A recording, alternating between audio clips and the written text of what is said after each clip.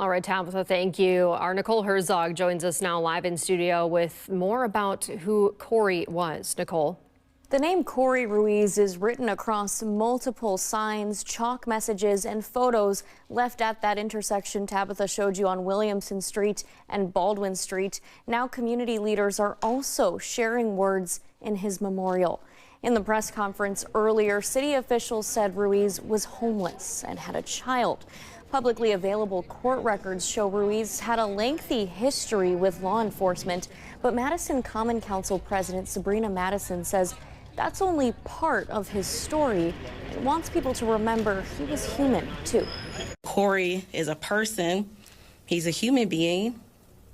He has a family. He has parents who loved him, who brought him home, who cared for him, who poured into him. Multiple organizations, community members, and lawmakers are also sharing statements recognizing Ruiz's life, with many calling on law enforcement officials to release more details about the circumstances of his death. But for now, live in studio, Nicole Herzog, WMTV 15 News.